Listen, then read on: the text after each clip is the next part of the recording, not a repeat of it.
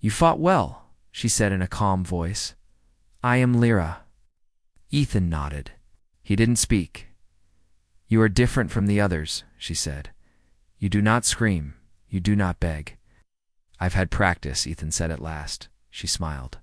A little and gave him the water. He drank. It was cool and clean. Why are you here? She asked. Wrong place, wrong time, he replied. Now I'm part of their show. Lyra looked at him for a moment. They don't expect you to survive, but I think you might. I don't need hope, Ethan said. I just need a chance. Lyra nodded. Then I will bring you food tomorrow. She turned and left. Ethan leaned back against the wall. He had no idea who she was or why she helped him. But in a world of enemies, one friendly face mattered. The next day the second trial came, then the third, then the fourth. Each time, a new creature, a new trap, a new reason to die. But Ethan didn't die. He learned to use their weapons. He studied how the gates opened, counted the seconds between the horn and the enemy's arrival. He fought with his body, his mind, and his memory. By the end of the week, he'd won 10 battles. The crowd started chanting his name, Ethan, Ethan. And far above the arena, in a dark room filled with screens, the leaders of Valkyris Prime watched. Closely, one of them, an old alien with sharp red eyes, frowned. This human is not just surviving, he said. He is becoming a problem. But another voice spoke from the shadows. It was calm and thoughtful. Or a solution. If he continues to win, perhaps he will show us something we have forgotten. Outside, under the strange sky, Ethan Cole looked up at the stars. He missed Earth. He missed his squad. But he was not broken. He would fight. He would survive. And one day he would be free. Ethan stood in the arena again. This time, there were 4 enemies. They moved fast, like shadows, blending into the red sand. He focused on sound, listening to where they stepped. One came from behind, ducked, rolled, and grabbed its foot, flipping it into the air. Ah! Others hissed. He threw a spear, hitting one in the chest. The crowd gasped. These were elite hunters. Killing one was rare. He didn't stop. He ran forward, grabbing the hunter's blade as it fell. He spun and fought the last 2 with quick strikes, using their own speed against them. When the final one dropped, the crowd stood in silence, then erupted. Later, in his cell, Ethan was sore but satisfied. Lyra entered with food and water. She sat with him longer this time. You're changing them, she said. I don't care about them, he replied. I just want to stay alive. But they care about you, she said. You give them something they don't see often, courage, honor. I don't know about that, Ethan said. I just do what I must. The days passed and the battles grew harder. Faced creatures with acid skin, some that flew, some that spit fire. He trained himself between matches. He ran in the cell. Lifted rocks, practiced moves. The guards began to respect him, giving him space. One night, Lyra brought him a book. It was old and written in her language. She taught him to read a few lines. Stories of warriors, legends, old heroes of Valkyris. You are becoming one of them, she said. I'm not from here, he said. Maybe that's what makes it special, she replied. More people chanted his name. Children in the stands held signs. Some aliens mimicked his fighting moves. A small fan base formed. Ethan didn't ask for it, but he felt it. He had gone from prisoner to symbol. Then came the 20th trial. 2 giants with spiked clubs. The fight was brutal. Ethan was thrown across the arena, blood on his face, but he stood again. Always. Stood. He found a weak spot in their armor and used their size against them. When it ended, Ethan collapsed. The medics carried him out. For the first time, he blacked out. He woke in a different place. A quiet room, soft lights. Lyra sat beside him. You almost died, she said. Almost, he whispered. They are talking about you in every city, she said. Some want to meet you? Some fear you? I'm just a soldier, Ethan said. Not a leader, not a legend. But legends don't choose to be legends, she said. they become them. Ethan closed his eyes. He needed rest. Needed time. But he also knew something had changed. Not just in the crowd. Not just in the arena. Something had changed in him. Ethan woke up in the soft room again. The pain was less now, but his body still hurt. His muscles ached, and his ribs felt sore when he breathed. The quiet hum of machines filled the room, and soft blue lights glowed along the walls. Lyra was not there today. Instead, a tall guard stood near the door. The guard did not speak. Ethan sat up slowly. His thoughts were clear again. He remembered the last fight. He had nearly died. That was his 20th match. 80 remained. The number felt impossible, but he had made it this far. Later that day, he was taken back to his usual cell. It felt strange to return there. Stone walls, the hard bench, the small corner where he trained it, was all too familiar now. He didn't like it, but it was his space. It was where he survived. The next day, Lyra returned. She brought food, water, and fresh bandages. "You should not be fighting again so soon," she said with worry in her voice. "I don't get to choose," Ethan said. "They send me when they want to." She sat beside him and handed him a cloth. "Then you must heal faster," she said with a small smile. They sat in silence for a while. Then Ethan looked at her. "Why are you helping me?" he asked. She paused. "Because you remind me of someone I once knew. It was brave, too. He died in the arena." "I might die, too," Ethan said. "But you haven't," she replied. "And I think there is a reason for that." The next match was different. There was no beast, no monster. Instead, they sent another fighter-ant alien gladiator named Dovar. Dovar was well known on Valkyris. Prime. He had won 30 matches and was considered a champion. Ethan entered the arena and saw him standing in the center. Dovar was tall and strong, with 4 arms and dark armor. The crowd was louder than usual. They cheered for both Nams Dovar and Ethan. Ethan felt something new. Not fear, not anger, respect. He looked at Dovar, and the alien nodded once. The fight began. Dovar moved fast. His forearms made it hard to defend. He struck with 2 at once and blocked with the others. Ethan ducked, rolled, and tried to find an opening. He got hit in the side, then the leg. But he stayed on his feet. The fight lasted longer than any other. Neither man gave up. Ethan learned Dovar's rhythm. He used quick movements, jumping to the side and using the sand to slow his opponent's steps. After many strikes and dodges, Ethan managed to get close. He disarmed one of Dovar's blades and threw it aside. They fought hand-to-hand now. The crowd was silent, watching closely. Finally, Ethan brought Dovar to the ground, pressing his arm to the champion's throat. He did not strike. He waited. Dovar tapped the ground twice, sign of surrender. The crowd erupted. Some cheered, others gasped. A few were angry. Ethan stood and helped Dovar to his feet. Dovar looked at him and spoke in clear words. "You fight with honor, human." Ethan nodded. "So do you." At night? No one came to his cell. He sat alone, thinking. The fight had changed something. He hadn't killed Dovar. He didn't want to, and the crowd had seen that. The next morning a message came. It was not a guard. It was a small robot with a speaker. "Ethan Cole, you are summoned to the council." He had never heard those words before. 2 guards arrived and took him through a long hallway. The walls were polished metal, and strange lights blinked overhead. At the end, a large door opened. Inside, the leaders of Valkyris Primes sat around a circle. Their eyes were sharp, and their robes were long. One leader stood. She was tall, with a face lined by age and wisdom. "You have drawn attention, human," she said. "You've survived what few can. You've fought with skill and restraint. Even Dovar speaks your name with respect." Ethan stood still. "I only did what I had to do." "You have become a symbol," she said. "Some say you are dangerous. Others say you are a gift." "I didn't come here by choice," Ethan replied. "I was captured."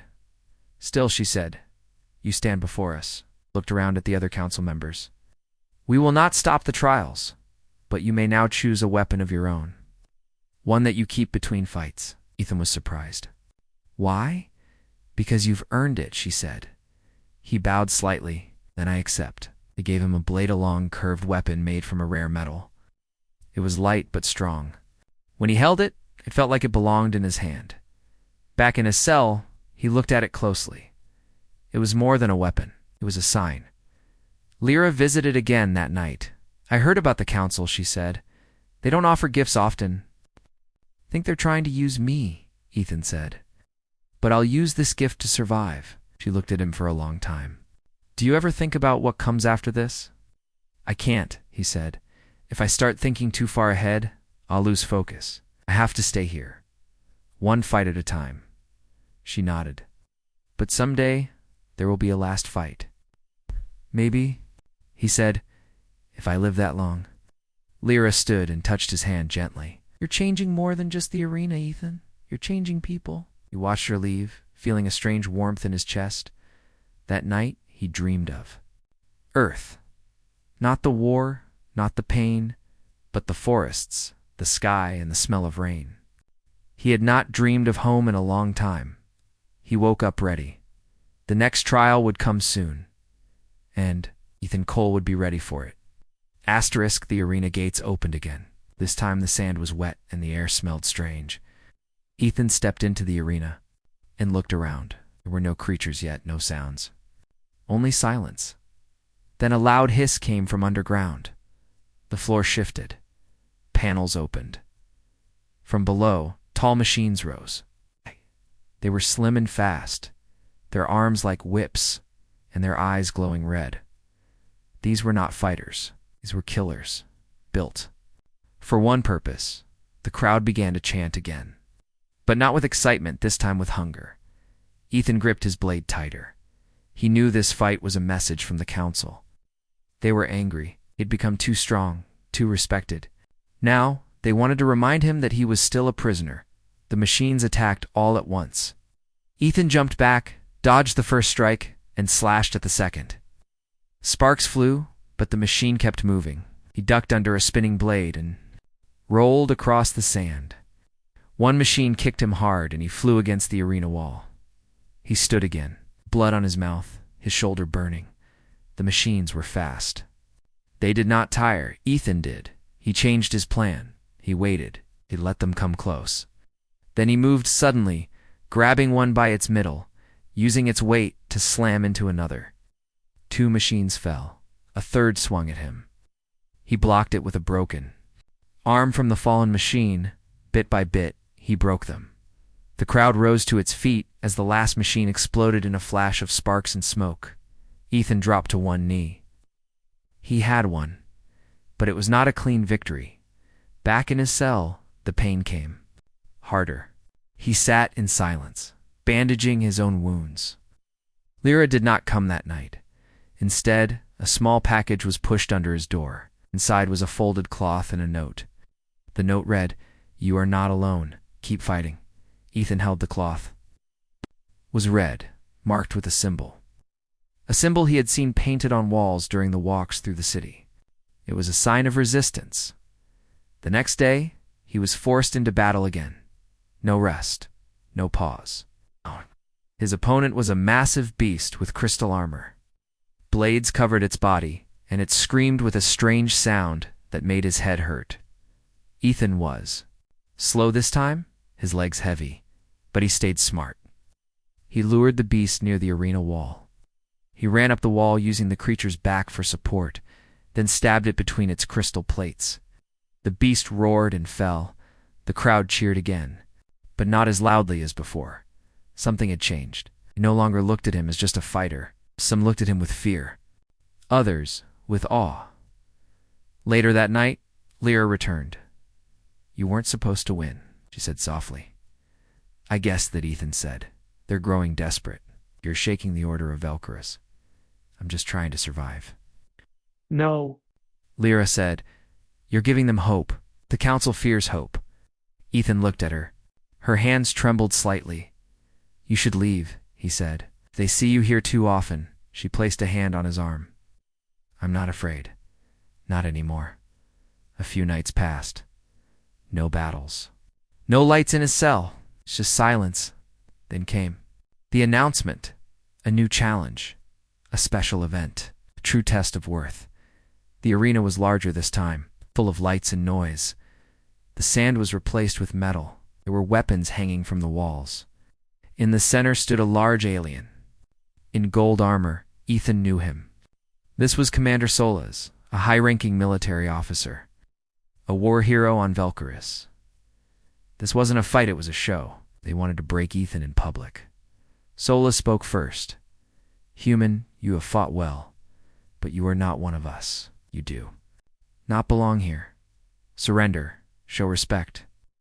I may spare your life, Ethan answered with silence. The crowd waited. Then the fight began. Solas was trained fast and brutal. His strikes were powerful. Ethan blocked most of them, but took some hits. They traded blows, sparks flying. Ethan's blade broke. He grabbed a metal pole from the wall. Solas laughed. You fight with trash, Ethan replied. I fight to live. They clashed again. Solas threw him down once, twice, but Ethan always got back up. On the third knockdown, Ethan used his bodies. Fall to slide under Solas and trip him. Solas fell hard. Ethan jumped up and struck the exposed neck joint of his armor. Solas roared in pain. The crowd froze. Blood spilled. The commander was down. Ethan stepped back. He did not finish him. The crowd began to cheer. But this time, the guards came in fast. They surrounded the arena. A voice from the top of the stadium shouted, "Take him!" Ethan raised his hands, not in surrender, but in challenge. The crowd stood. Some yelled. Some threw things. Some began chanting his name. Ethan sat in the deep cell now. It was dark, cold, and silent. No windows, no lights. Just the sound of water dripping from above. They had put him here after his last act of defiance. He had shown mercy again, and the council didn't like that. He didn't know how long he had been down here. Maybe days, maybe weeks. The days felt like one long night. He had no calendar, no visitors, not even Lyra. Then one night the wall shifted, a soft grinding sound. A small door opened. A figure stepped inside. It was not a guard. It was the alien who had spoken through the wall before. Much time, the alien said. We are escaping. We need you. Ethan stood slowly. His body was weak, but his spirit was not. What's the plan? He asked. We've hacked the gate systems. We're freeing the fighters. Tonight, we break the chains. But the guards are many. Some will die. Then let's make it count, Ethan said. They moved through the tunnels. More prisoners joined. Some had scars. Some had burns. All had the same look, tired but ready. They reached the lower barracks. The guard saw them and raised a weapon. Ethan tackled him, knocking the weapon aside. The others joined, and soon they had the keys cells opened. More fighters poured out. Alarms began to sound. Ethan picked up a metal staff. It wasn't his old weapon, but it would do. They moved quickly, taking the lower levels first. Chaos filled the hallways. Some prisoners ran, others fought. But most followed Ethan. They reached the central command room. They're the controls for the arena gates. They could open the whole city from here. A blast rocked the door. A squad of elite guards entered. Ethan stood in front of the fighters. They want to stop us. They want to keep us in cages. But we are not beasts. We are not toys. We are warriors. We are people. He raised the staff. Let them come. The fight was hard. Many fell. But in the end, the guards were defeated. Ethan moved to the control panel. He looked around. Open it, someone said. Ethan pressed the switch. The gates opened. All of them in the city above. Lights flickered. People looked out their windows and saw the arena doors open. The prisoners walking free. Ethan stood at the top of the arena steps. The crowd had gathered again, but this time there was no show. Just a man, standing in silence. Lyra appeared from the edge of the crowd. She walked to him. You did it, she said. We did it, Ethan replied. And behind him, dozens of former prisoners stood tall. The world of Valkyris had changed again, and Ethan took Cole had led the way. Ethan didn't want to be a leader. He had only wanted freedom. But now, the people of Vulcorus looked at him like a hero. Some even followed him through the streets as the sun rose above the city. They carried no weapons, only hope. The guards had disappeared. The council halls were locked. There was no more control. But there was danger, Ethan. And the fighters set up a safe area in the lower market district. Lyra brought food and medicine. They began caring for the wounded, feeding the weak, helping the lost. Some aliens came out of hiding and offered to help. Others watched from a distance, unsure of what would happen next. Rumors spread that the council had gone into hiding. Others said they were preparing to strike back. Ethan knew this peace could not last. But it was a start. One evening, a young alien woman approached him. Her skin was light green, her hair like dark vines. She bowed deeply. "I am Eula," she said. "I was the last to face you in the arena." Ethan looked at her closely. Her face was familiar, "I remember," he said. "You dropped your blade. You showed me mercy," she said. "You saved me. That day changed everything for me." She looked around. "Many of us would follow you if you asked." "I don't want followers," Ethan said. "I want people to stand for each other." "Not for me." Yella smiled. "Then we stand beside you." At night, Ethan sat beside Lyra. They talked quietly. She told him stories of Velcorus before the arena, before the wars. She spoke of peace, of old traditions, of the stars, he told her, of earth forests and rain, of fireflies and music. She listened with wide eyes. "I never thought a human could change our world," she said. "I never thought I'd live to see freedom," he replied. The next morning, sirens wailed across the city. A large ship arrived in the sky. It was a warship, unlike any on Velcorus. It bore a symbol Ethan had never seen. The people gathered afraid. But the ship did not attack. It hovered. A message played from the sky. "We come in peace. Come." For the human named Ethan Cole. Ethan stood still. He looked at Lyra, then at the others. The crowd waited. "Do you know them?" she asked. "No," Ethan said. "But I think it's time I found out." He stepped forward, past the guards, past the fighters, past the people who now called him a hero. He walked toward the ship, toward whatever came next.